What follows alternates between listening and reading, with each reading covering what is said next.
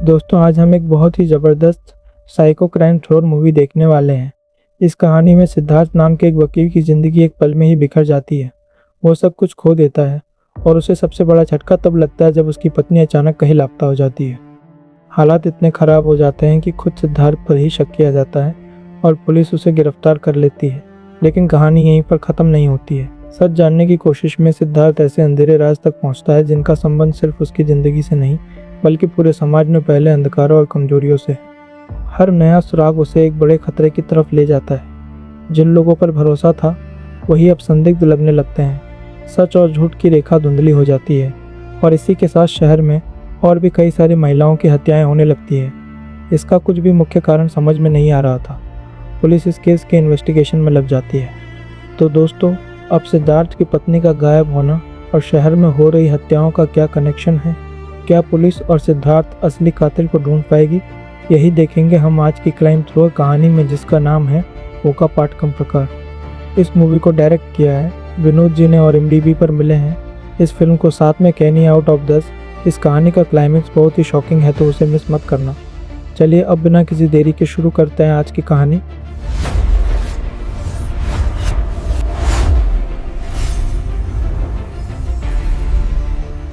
कहानी की शुरुआत होती है कोर्ट रूम से, जहां पर डिफेंस लॉयर अपनी दलील दे रहा होता है। उस लॉयर का नाम होता है रत्नाकर।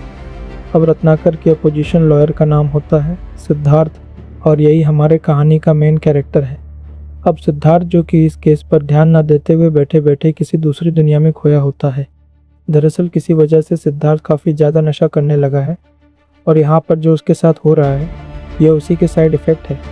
अब कोर्ट में सिद्धार्थ को उसकी बात रखने के लिए कहा जाता है, लेकिन सिद्धार्थ तो कुछ भी रिस्पॉन्ड नहीं करता। वो तो कहीं और ही खोया होता है। यह देखकर अपोजिशन लॉयर रत्नाकर सिद्धार्थ को नशेड़ी, बेवफा ऐसी गालियां देता है, यानी कि एक तरह से उसकी बेइज्जती करने लगता है। अब यह सुनकर सिद्धार्थ को बहुत ही गुस्सा आ जाता है। वह किसी भी बात की परवाह किए बिना रत्नाकर का कॉलर पकड़ लेता है और उसे मारने पीटने लगता है। अब जज साहब यह देखकर सिद्धार्थ को डांट लगाते हैं। कहते हैं, सिद्धार्थ, ये क्या नॉनसेंस चल रहा है। फिर सिद्धार्थ का ऐसा बर्ताव देखकर जज तुरंत ही उसे 6 महीने के लिए सस्पेंड कर देते हैं। यानी कि दोस्तों, अब सिद्धार्थ 6 महीने के लिए कोई भी केस नहीं लड़ सकता, और सिद्धार्थ जिस हालत में था ना, उसके लिए तो यही ठीक था। अब सिद्धार्थ की हालत कैसे हुई, ये दिखाने के लिए कहानी जाती है फ्लैशबैक में। अब यहाँ पर हम सिद्धार्थ को देखते हैं, जो कि एक अच्छा वकील होने के साथ साथ एक अच्छा इंसान भी है। कैसी भी परिस्थिति हो, वह हमेशा क्राइम के खिलाफ खड़ा रहता है। अब यही दिखाने के लिए सिद्धार्थ ने लड़ा हुआ एक केस दिखाया जाता है, जो कि शंकर नाम के एक बहुत बड़े गुंडे के खिलाफ था। दरअसल दोस्तों, शंकर ने एक बच्चे के साथ गलत काम किया था, और यह शंकर बहुत ही खतरनाक गुंडा होता है। उसके लिए लोगों को मारना, गलत काम करना कोई नई बात नहीं थी। और ऊपर से दोस्तों, शंकर का जो लॉयर बनकर डिफेंस कर रहा था वो और कोई नहीं बल्कि रत्नाकर होता है। यानी कि रत्नाकर और सिद्धार्थ की प्रोफेशनल दुश्मनी तो बहुत ही पुरानी है। तो अब दोस्तों, इस केस में सिद्धार्थ दम लगाकर शंकर से बिना डरे उसके खिलाफ सारे सबूत इकट्ठा करता है और उसे उम्र कैद की सज़ा दिलवा देता है। अब रत्नाकर ये केस हार चुका था, और जब पुलिस शंकर को वहां से लेकर जा रही थी तो शंकर को बहुत गुस्सा आता है और वह सिद्धार्थ को बहुत बड़ी धमकी देते हुए कहता है, एक बार मैं जेल से रिहा हो जाऊं, फिर तुम्हें देखूंगा, मैं तुम्हें बर्बाद कर दूंगा। तुम्हें ऐसे तड़पा तड़पा कर मारूंगा कि तुम अपनी जान की भीख मांगोगे। लेकिन यहाँ पर सिद्धार्थ तो उसकी धमकी को इग्नोर कर देता है और अपने काम और ज़िंदगी में बिजी हो जाता है। अब उसके अगले सीन में हम देखते हैं, एक दिन सिद्धार्थ किसी वृद्धाश्रम में जाता है। वो अपने क्लाइंट के माता पिता से उनके प्रॉपर्टी पर साइन करवाने के लिए आया था, लेकिन तभी यहाँ पर सिद्धार्थ को एक लड़की आकर रोक देती है। दरअसल इस लड़की का नाम होता है सीता। सीता सिद्धार्थ से कहती है कि इनके बेटे यहाँ पर इन्हें छोड़कर गए हैं, अब उनके बिजनेस में नुकसान हो रहा है। तो तब जाकर उन्हें अपने माता पिता की याद आई और अब उनकी ज़मीन बेचने के लिए इनकी साइन की ज़रूरत है। अब सिद्धार्थ को यहाँ पर पता चलता है कि सीता यहाँ पर अक्सर आती रहती है, इस वृद्धाश्रम में रहने वाले बूढ़े लोगों की मदद करने के लिए। अब दरअसल दोस्तों, सिद्धार्थ जब सीता को पहली नज़र में देखता है तो उसे तो सीता से प्यार हो जाता है। अब सिद्धार्थ सीता से कहता है कि देखिए, मुझे ये सब पता नहीं था, बस मुझे इनके बेटे पेपर पर साइन करवा कर यहाँ लाने के लिए आए थे, तो मैं भी सब कुछ बिना डिटेल में पूछे अपना काम करने लगा। लेकिन अगर यहाँ पर ऐसी बात है तो मैं खुद इनके बेटों से बात करूँगा, उन्हें समझाऊँगा कि तुम्हारे माता पिता को घर बुला लो, उनके अच्छे तरीके से देखभाल करो, वरना तुम्हारे लिए अच्छा नहीं होगा, और तब तक तुम्हें अपने माता पिता के ज़मीन के कागजातों पर साइन भी नहीं मिलेगी। अब सिद्धार्थ की ये सारी बातें सुनकर सीता उसे कहती है, देखिए मैं आप पर चिल्लाई इसके लिए सॉरी, मुझे नहीं पता था कि आप इतने अच्छे इंसान हैं। अब सीता तो दोस्तों सिद्धार्थ को पसंद आ चुकी थी, इसलिए वो किसी न किसी बहाने से यहाँ वृद्धाश्रम में आकर सीता से मिलने की कोशिश करने लगा और देखते ही देखते उन दोनों में दोस्ती हो गई और फिर उन दोनों में प्यार भी हो जाता है। फिर उसके कुछ ही दिनों बाद हम देखते हैं ये दोनों मिलकर शादी भी कर लेते हैं। अब दोस्तों सिद्धार्थ की बात करें तो उसके माता पिता इस दुनिया में नहीं है, वो अपने घर अपनी बहन अनु के साथ रहता है। बाकी सिद्धार्थ के घर पर उसके चाचा चाची पेरेंट्स के तौर पर अक्सर आते रहते हैं। खैर अब यहाँ से कहानी आती है प्रेजेंट में। हम यहाँ पर सिद्धार्थ को एक बहुत ही बुरी हालत में देखते हैं। वह फुल नशे में धुत होकर किसी क्लब में दिव्या नाम की एक लड़की के साथ नशा कर रहा होता है। यह दिव्या भी बिल्कुल होश में नहीं थी।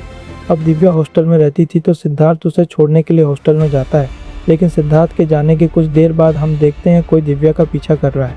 अब वो उसके सामने आता है और उसे देखकर दिव्या थोड़ी खुश होती है, लेकिन सामने वाला इंसान दिव्या के सर पर जोरदार वार कर देता है। अब उसके अगली सुबह हम देखते हैं हॉस्टल से बहुत दूर पुलिस को दिव्या की लाश मिलती है। पुलिस तुरंत ही वहां पर पहुंचकर छानबीन शुरू कर देती है और इस केस को एसीपी राघव और उसके जूनियर कविता इन्वेस्टिगेट करने लगते हैं। यहाँ राघव तो मीडिया में इंटरव्यू देने में ही बिजी हो जाता है, लेकिन कविता दिव्या की लाश की अच्छी तरीके से जांच पड़ताल करती है और वह दिव्या के मुंह में एक पत्थर को नोटिस करती है। साथ ही एक जगह पर कातिल ने सी जैसा निशान बनाया था। अब यह कातिल कौन है और यह सब क्यों कर रहा है, पुलिस को इसका पता लगाना था। अब लाश को पोस्टमार्टम के लिए भेजने के बाद कविता इंस्पेक्टर राघव को इसके बारे में बताती है और यहाँ पर हम साफ साफ देख पाते हैं कि इंस्पेक्टर राघव थोड़ा घमंडी किस्म का इंसान है। वह कविता से जलता है और हर वक्त कविता से कहता है, मैं तुम्हारा सीनियर हूँ, तुम्हें बस मेरे ही ऑर्डर फॉलो करने होंगे। और वह हर वक्त कविता को उसे सैल्यूट करने के लिए भी कहता है। ऐसा करके उसे अलग ही खुशी मिलती है। लेकिन दोस्तों कविता समझदारी दिखाते हुए उसकी बातों को नज़रअंदाज करके बस अपना काम करती रहती है। अब यहाँ दूसरी तरफ हम सिद्धार्थ को देखते हैं जो कि किसी एंटिक शॉप में होता है। इस एंटिक शॉप के ओनर का नाम होता है जोसेफ। दरअसल जोसेफ सिद्धार्थ को जानता है और जोसेफ ने ही सिद्धार्थ को नशा करने की एडवाइस दी थी ताकि वह जिस दर्द से गुजर रहा है उसे झेलने की शक्ति मिले। अब सिद्धार्थ जोसेफ से पूछता है वो कृष्णा की मूर्ति कहाँ है, क्या अब आ गई?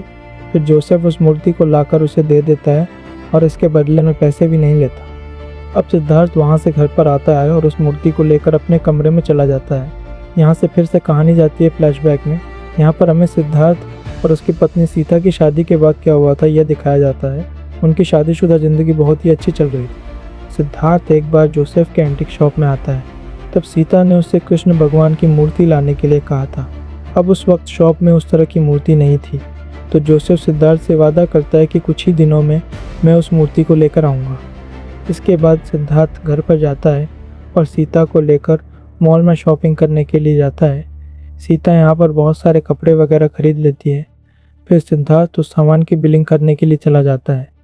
यह काम निपटाने के बाद जब वो वापस लौटता है तो उस जगह पर उसे सीता कहीं दिखाई नहीं देती। सिद्धार्थ अपनी पत्नी सीता को पूरे मॉल में ढूंढता है, लेकिन वह कहीं पर भी नहीं थी।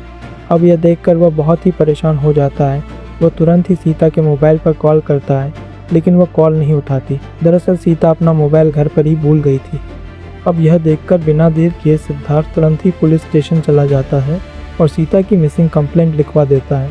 अब ऐसे कुछ दिन बीत जाते हैं, लेकिन सीता का कोई भी पता नहीं चलता। अब सीता के ना मिलने की वजह से वह बहुत ही निराश हो जाता है, डिप्रेशन में भी चला जाता है। मगर उसे एक दिन एक बात याद आती है।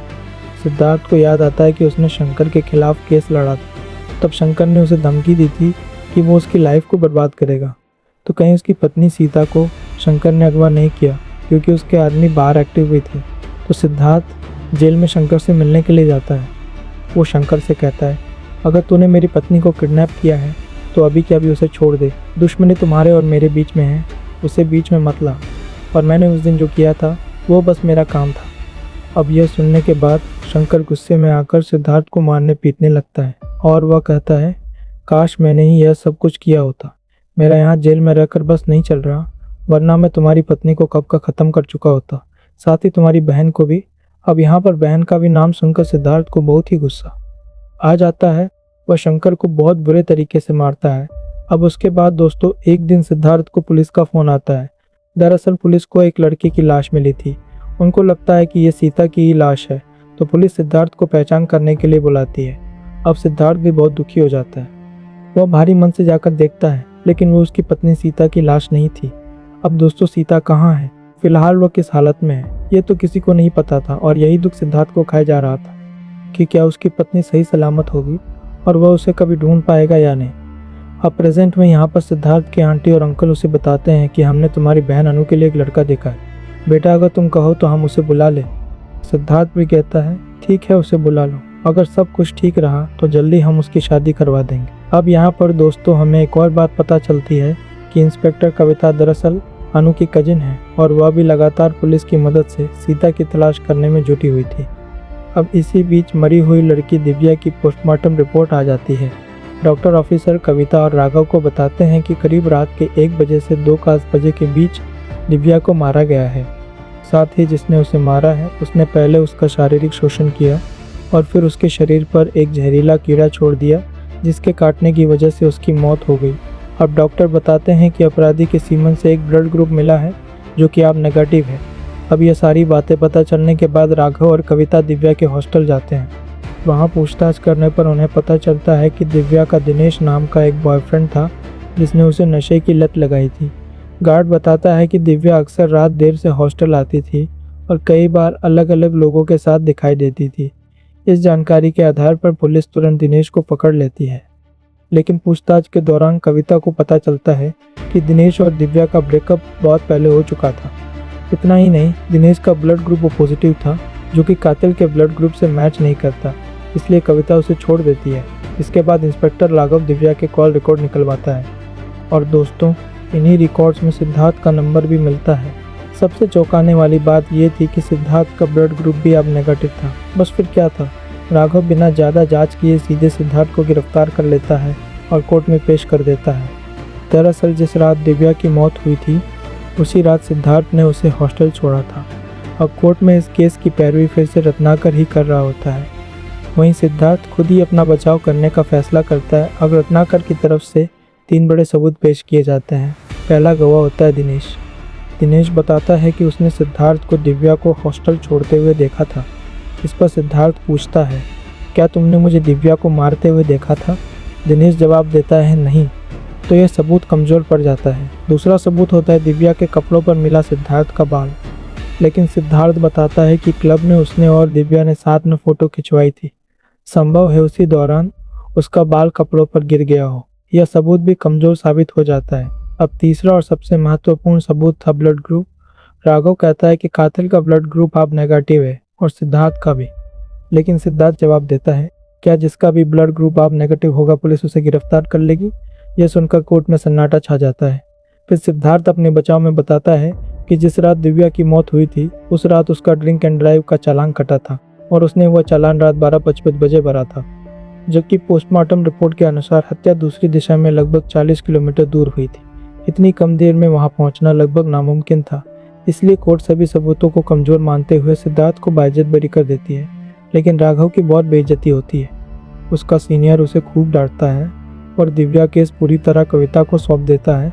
अब कविता अकेले इस केस की जांच करने लगती है, लेकिन तभी एक और सनसनीखेज हत्या हो जाती है। इस बार शिकार बनती है रत्नाकर की पत्नी श्वेता। कातिल उसे बेहोश करके दूसरी जगह ले जाता है और वहां उसकी हत्या कर देता है। जहां उसकी लाश मिलती है वहां जांच के दौरान कविता को एक ऐसी चीज़ मिलती है जिसे देखकर उसके होश उड़ जाते हैं। वहां सिद्धार्थ का वॉलेट पड़ा हुआ था। अब कविता सीधे सिद्धार्थ के पास पहुंचती है और कहती है भले ही तुम कोर्ट में बच गए हो, लेकिन मुझे बेवकूफ़ मत समझना। अगर इन हत्याओं के पीछे तुम्हारा जरा सा भी हाथ हुआ तो मैं तुम्हें छोड़ूंगी नहीं। अब सिद्धार्थ खुद भी हैरान था। उसे बिल्कुल समझ नहीं आ रहा था कि उसका वॉलेट वहाँ कैसे पहुँचा। एक तरफ उसकी पत्नी लापता थी और दूसरी तरफ कोई लगातार लोगों को मारकर उसे फंसाने की कोशिश कर रहा था। अब सिद्धार्थ फैसला करता है कि चाहे जो हो जाए उसे असली कातिल को ढूंढना ही होगा। इसीलिए वो अपने डॉक्टर दोस्त से मिलने जाता है जिसने दिव्या का पोस्टमार्टम किया था। यहीं उसे एक बेहद अहम जानकारी मिलती है। डॉक्टर बताता है कि दिव्या के शरीर पर 3 तरह के ब्लड ग्रुप मिले थे। पहला ओ पॉजिटिव जो दिव्या का था, दूसरा आप नेगेटिव जो सीमन से मिला था और तीसरा आप पॉजिटिव। ये सुनकर सिद्धार्थ चौंक जाता है। अब सवाल यह था कि यह तीसरा ब्लड ग्रुप किसका था। डॉक्टर अपने एक विशेषज्ञ मित्र से बात करता है। तब पता चलता है कि कुछ दुर्लभ मामलों में एक ही व्यक्ति के शरीर और सीमन में रेज फैक्टर की वजह से पॉजिटिव और नेगेटिव का अंतर दिखाई दे सकता है। मतलब आप नेगेटिव और आप पॉजिटिव दोनों एक ही इंसान के हो सकते हैं। अब सिद्धार्थ को समझ आ जाता है कि पुलिस गलत दिशा में जांच कर रही थी। इसके बाद वह खुद दिव्या की लाश मिलने वाली जगह पर जांच करता है। वहाँ उसे कुछ गहने घास, एक पत्थर और अंग्रेजी का अक्षर सी दिखाई देता है। साथ ही कुछ दूरी पर उसे पेडर लिखा हुआ भी मिलता है। अब सिद्धार्थ इन सब सुरागों को जोड़ने लगता है। इसके बाद वह डीजीपी और कविता को बुलाकर सारी जानकारी देता है। वह बताता है कि कातिल हर मर्डर स्पॉट पर अगले मर्डर का संकेत छोड़ रहा है और शायद पेडर किसी जगह का संकेत है। अब सभी लोग अगले सुराग को समझने में जुट जाते हैं, लेकिन उन्हें नहीं पता था कि असली खेल तो अभी शुरू हुआ है। अब दोस्तों, सिद्धार्थ की बात सुनने के बाद सभी लोग पडर का मतलब समझने की कोशिश करने लगते हैं। आखिरकार सिद्धार्थ इस कोड को डिकोड कर लेता है और पता चलता है कि यह पिद्दार गांव का संकेत था। वहां पहुंचने पर उन्हें श्वेता की हत्या से जुड़े कई सुराग मिलते हैं। सिद्धार्थ बताता है कि कातिल हर मर्डर के बाद अगली हत्या का क्लू छोड़ रहा है। श्वेता की लाश वाली जगह पर मिले रंग बिरंगे धागों को देखकर सिद्धार्थ अंदाजा लगाता है कि अगला मर्डर किसी कॉटन मिल में होगा। इसीलिए वह कविता के साथ शहर से दूर मौजूद पुरानी कॉटन मिल में पहुंचता है। लेकिन वहां पहुंचकर जो नज़ारा दिखाई देता है उसे देखकर सबके होश उड़ जाते हैं। एक फ्रिज के अंदर एक लड़की की लाश रखी हुई थी। उसके चेहरे पर अंग्रेजी का अक्षर आई लिखा हुआ था। अब पहले सी फिर पी और अब इन तीनों को जोड़ने पर बनता था ईपीकी, यानी भारतीय दंड संहिता। वहीं पर सिद्धार्थ को अपना ड्राइविंग लाइसेंस भी मिलता है। अब यह पूरी तरह साफ हो चुका था कि कातिल जानबूझकर सिद्धार्थ को फंसाना चाहता है। इसके बाद उन्हें एक और कोड मिलता है, एंडर। काफ़ी सोच विचार के बाद सिद्धार्थ समझ जाता है कि इसका मतलब रानी बर्नर सिमेट्री है। लेकिन जब तक वे वहां पहुंचते हैं तब तक बहुत देर हो चुकी होती है, क्योंकि कातिल वहां अपना अगला शिकार मार चुका था। उस महिला को भट्टी में जिंदा जला के राख कर दिया गया था। अब जांच के दौरान एक और कोड मिलता है। सब आज सिद्धार्थ इस कोड को भी डिकोड करता है और उसे ईपीसी की धारा 36 से जोड़ देता है। इसके बाद रिकॉर्ड रूम से उस केस की फाइल निकाली जाती है। और दोस्तों, यहीं आता है कहानी का सबसे बड़ा ट्विस्ट। वह केस अजय नाम के एक व्यक्ति का था। वही अजय जिसे कई साल पहले सिद्धार्थ ने एक बच्ची के साथ गलत काम करते हुए रंगे हाथों पकड़ा था। फिर उसी के खिलाफ केस लड़कर उसे 10 साल की जेल की सजा दिलवाई थी। अब सिद्धार्थ को लगता है कि अजय जेल से छूट चुका है और बदला लेने के लिए यह सब कर रहा है। इसके बाद हमें फ्लैशबैक में पूरा मामला दिखाया जाता है। अजय एक बेहद विकृत मानसिकता वाला इंसान था। वो छोटी बच्चियों को अपना शिकार बनाता था। एक दिन सिद्धार्थ ने उसे एक बच्ची के साथ गलत हरकत करते हुए पकड़ लिया। उसके बाद बच्ची की माँ और सिद्धार्थ ने मिलकर अजय को पुलिस के हवाले कर दिया। फिर कोर्ट में केस लड़कर उसे जेल भिजवा दिया गया। अब वर्तमान में सिद्धार्थ समझ जाता है कि हाल ही में जिन महिलाओं की हत्या हुई है उनमें से एक वही महिला थी जिसने सालों पहले अजय के खिलाफ गवाही दी थी। और कॉटन मिल में मिली लड़की वही बच्ची थी जो अब बड़ी हो चुकी थी। अब सिद्धार्थ को पूरा यकीन हो जाता है कि इन सभी हत्याओं के पीछे अजय ही है। लेकिन तभी एक ऐसा खुलासा होता है जो सब कुछ बदल देता है। जब सिद्धार्थ और कविता अजय को पकड़ने उसके घर पहुंचते हैं तो पता चलता है कि अजय तो पहले ही मर चुका है। जानकारी मिलती है कि जेल से निकलने के बाद लोगों की नफरत और अपमान से परेशान होकर उसने आत्महत्या कर ली थी। यह सुनकर सभी हैरान रह जाते हैं। अगर अजय मर चुका है तो फिर यह हत्याएं कौन कर रहा है। अब मीडिया पुलिस का मजाक उड़ाने लगती है। डीजीपी भी नाराज होकर सिद्धार्थ को जांच से हटा देता है। लेकिन सिद्धार्थ हार नहीं मानता। वह अपनी तरफ से जांच जारी रखता है। तभी उसे पता चलता है कि अजय ने कोचीन में जुबैन नाम के एक युवक से दोस्ती की थी। फिर उसने फेसबुक पर एक ब्लड डोनेशन ग्रुप बनाया था जिसके जरिए वो अपने जैसी खतकाठी और ब्लड ग्रुप वाले लोगों को ढूंढता था। जांच में सामने आता है कि अजय ने जुबैन की हत्या कर दी थी। फिर उसकी लाश को जला दिया और दुनिया को यह यकीन दिला दिया कि मरने वाला अजय था। यानी दोस्तों, अजय असल में जिंदा था। अब सिद्धार्थ और कविता उसे ढूंढने की कोशिश शुरू कर देते हैं। लेकिन तभी एक और बड़ा हादसा हो जाता है। सिद्धार्थ की बहन अनु पर जानलेवा हमला होता है। गंभीर हालत में अस्पताल पहुंचाई गई। अनु होश में आने के बाद बताती है कि उस पर हमला करने वाला व्यक्ति बिल्कुल सिद्धार्थ जैसा दिख रहा था। अब पुलिस का शक फिर से सिद्धार्थ पर जाने लगता है। लेकिन कविता को विश्वास था कि सिद्धार्थ ऐसा नहीं कर सकता। अब सिद्धार्थ उस जगह की जांच करता है जहां अनु पर हमला हुआ था। वहां उसे एक गुड़िया के अंदर छुपा हुआ कागज मिलता है। जब वह उस कागज को खास केमिकल और अल्ट्रावायलेट लाइट से जांचता है तो उस पर एक पता उभर कर सामने आता है। और दोस्तों, यह पता किसी और का नहीं बल्कि जोसेफ की एंटीक शॉप का था। यह देखकर सिद्धार्थ के पैरों तले जमीन खिसक जाती है। वह तुरंत जोसेफ की दुकान पर पहुंचता है। अंदर घुसते ही उसे सारे सबूत मिल जाते हैं। अब उसे समझ में आ जाता है कि असली कातिल यहीं मौजूद है। लेकिन तभी उसके पीछे कोई खड़ा दिखाई देता है। वह व्यक्ति हंसते हुए सिद्धार्थ जैसा दिखने वाला मास्क उतार देता है। और दोस्तों, यह और कोई नहीं बल्कि खुद जोसेफ था। फिर जोसेफ हंसते हुए कहता है, मैं ही अजय हूँ। जी हाँ दोस्तों, अजय ने प्लास्टिक सर्जरी करवाई थी और अपनी पहचान बदलकर जोसेफ बन गया था। उसने एंटीक शॉप खोली, सिद्धार्थ से दोस्ती की, फिर उसकी पत्नी सीता का अपहरण कर लिया, उसे नशे की आदत लगवाई, दिव्या और बाकी महिलाओं की हत्या की और हर जगह सिद्धार्थ का मास्क पहनकर उसे फंसाने की कोशिश करता रहा। यहाँ तक कि अनु पर हमला भी उसी ने किया था ताकि हर कोई सिद्धार्थ को ही अपराधी समझे। अब अजय का बदला पूरा होने वाला था। वह सिद्धार्थ को मारना चाहता था क्योंकि उसी दिन कई साल पहले सिद्धार्थ ने उसे जेल भिजवाया था। इसके बाद दोनों के बीच ज़बरदस्त फाइट शुरू हो जाती है। मारपीट करते करते दोनों एक बड़े पिंजरे वाले कमरे में पहुंच जाते हैं। वहीं एक पिंजरे के अंदर सिद्धार्थ अपनी पत्नी सीता को बंधी हुई हालत में देखता है। बाहर कई खतरनाक कुत्ते घूम रहे थे। अजय सिद्धार्थ को उसी पिंजरे में फंसा देता है, लेकिन तमाम मुश्किलों और हमलों का सामना करते हुए सिद्धार्थ आखिरकार सीता तक पहुंच जाता है। अब सीता के कमरे की चाबी अजय के पास थी। सिद्धार्थ पूरी ताकत लगाकर अजय को काबू में कर लेता है।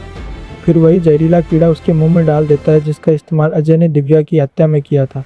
कुछ ही देर में वो कीड़ा अजय के शरीर को अंदर से नुकसान पहुंचा देता है और आखिरकार अजय की दर्दनाक मौत हो जाती है। इसके बाद सिद्धार्थ सीता को आज़ाद कर देता है। दोनों सुरक्षित बाहर निकल आते हैं। कहानी के अंत में हम देखते हैं कि सिद्धार्थ और सीता फिर से अपनी ज़िंदगी खुशी खुशी जी रहे हैं। वहीं अनु भी पूरी तरह ठीक हो चुकी होती है और इसी हैप्पी एंडिंग के साथ ये ज़बरदस्त साइको क्राइम थ्रिलर कहानी यहीं पर ख़त्म हो जाती है। तो दोस्तों, ये कहानी आपको कैसी लगी हमें कमेंट करके ज़रूर बताइएगा। साथ ही ऐसे ही अमेजिंग मूवी एक्सप्लेन वीडियो देखने के लिए हमारे चैनल को सब्सक्राइब ज़रूर कीजिए। मिलते हैं अगली वीडियो में। Keep watching.